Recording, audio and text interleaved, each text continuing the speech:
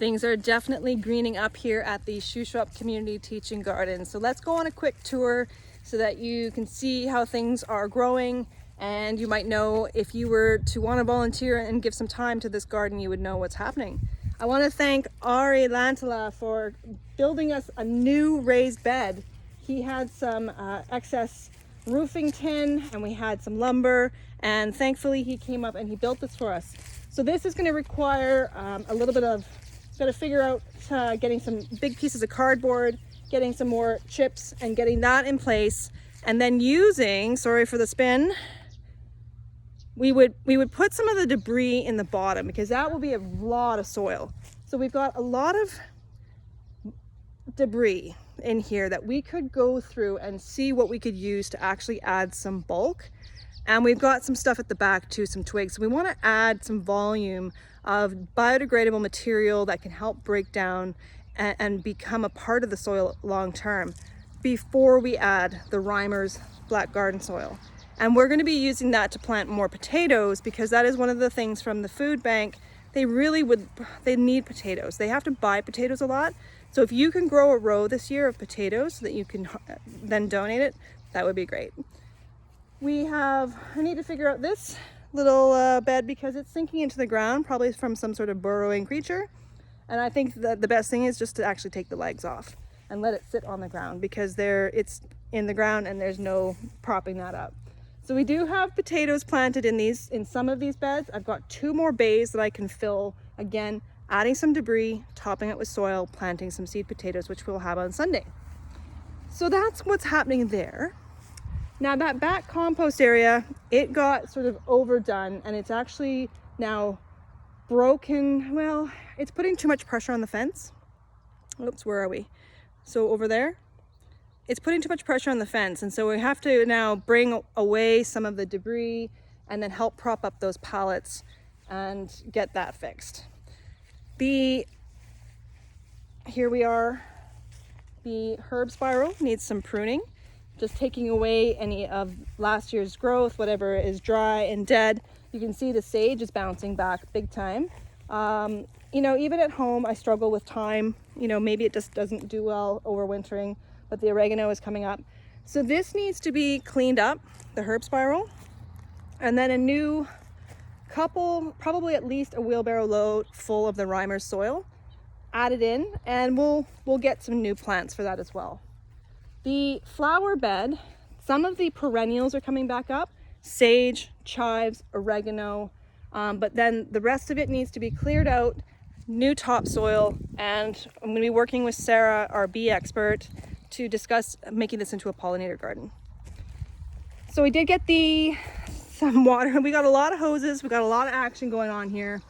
We're going to be setting up our irrigation timer as soon as I can get that sorted out. And we've got all kinds of hoses to bring water where we need it. And so you just have to follow the lines and figure out where the hose goes. But we need to be careful when we drag the hose around. And that's why I use these stakes to try and keep it so that the hose doesn't end up taking out any new plants. You can see we've got the irises are coming up. Working on this now before it gets too heavily grown. Getting out any of the weeds is always a good thing. The lovage, there's a couple stalks that can go. And then, we could be mulching these peas a bit more with some more straw.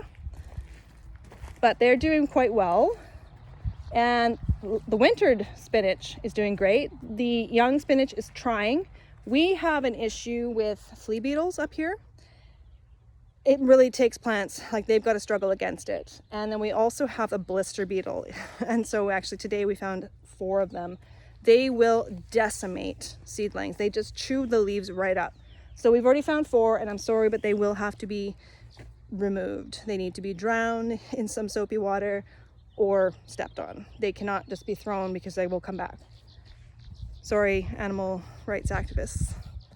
And so, we still have lots of planting to come. We're going to try this sections. Now I know this looks hideous. Right now what's here is we have carrots planted and we have radish planted. This is our pest netting, and this is to avoid any of the flies that may want to get into our root crops. This tarp is just here today to actually soften up a couple of these rows that have been sort of sitting in the sun, getting really hard because it's, it's digging up the clay. I just want to try and soften up these rows. These are going to be more carrot rows. Let me make sure that this is still recording. And I've cleaned up the raspberries on one side, so it's just a matter of actually just cutting away anything that does not have any life, any growth, and those branches need to be removed. We got another row weeded today, thank you, Nan. And these brassicas here, they need to be mulched, and we have the straw. Otherwise, the other thing is this fall rye, it's looking beautiful. It just goes to show you, perennials, it's so dry, but they are so resilient. And this could be a pair of shears, and that could be then added as a mulch, a top cover to the soil that will break down and feed the soil. So we have a lot. There's weeds are now making their way through. This is a great time when you just take a hoe, and they're so simple because they haven't really established much for roots, and just to break that up. There's a lot of cleanup sort of in here, lots of smoothing that can be done, getting things ready. We just want to put some of the Reimer soil on the drip line, just along it where we'll plant. We don't need to put it all over the garden because that would be a waste. Marie is busily working in the back area already. Today I've got the sprinkler set up so that we can water.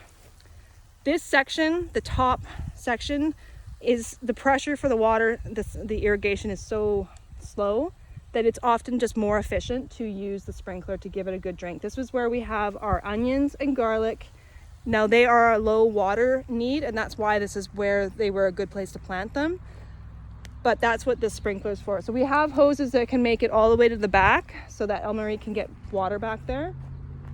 And then, that raspberry patch, it definitely needs all the dead canes removed. A little bit more on this back section, but a lot of the other ones have. You can see we have a lot of raspberries sprouting, and those can be dug up, and you can pot them up and save them for fall planting, or you can try planting them yourself. Some of them are golden raspberries, and some of them are red raspberries, and it's a little hard to tell right now, but you could be surprised. So the pathways can always be weeded. Weeds can go into compost areas. We prefer any of the quack grass to actually be put into a garbage bag, because if you put it in the compost, it's just going to keep growing. So I'm breathless now. Things are growing. It's a challenge. This heat is a shock. We have to keep up now already with watering, and that was kind of what's happened in the last day. This strawberry patch, it needs to be weeded, and we need to see what's actually still living, but I'm kind of giving up a little bit on this. So we may look to either completely just have a couple of rows of strawberries, or remove them and maybe put the strawberry plants in the back, to be determined. It is growing, things are happening, life has come, and now everything is just fast and furiously growing. The grass as well. I'm gonna let it grow for a little while before I mow it. And then I use those grass clippings as mulch for the garden. If you have plants, excess plants that you would like to put in the ground, please do. Seedlings, especially bigger seedlings, are always better for this garden to get past some of our pest problems. And then, we're gonna do alternating Saturdays. This video is super long, so it's only for those who are interested in this garden. We're gonna alternate Saturday and Sundays for work bees. I'm here Tuesdays and Thursday days, and Marie will be here Thursday evenings.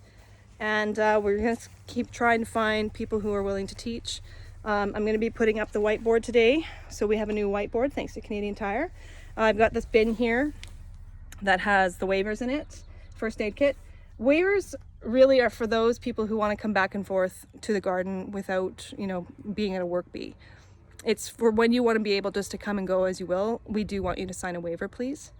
When we have events, it's not as important because we have our own insurance, right?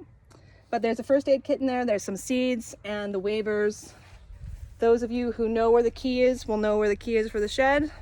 That's usually, those who have signed the waiver and are registered volunteers. And we have some gloves still if you forget. The bathroom is here. We've got water. Everything's growing. And we're going to produce a lot of food this year. If you can grow a row, please do. Help out the food banks. They have more need than ever, and fresh is best for a healthy population, which is what we want. Thank you for waking it this far if you did. We hope to see you. If you have any questions, please email me, Melanie, projects@shuswapfood.ca. Have a great day.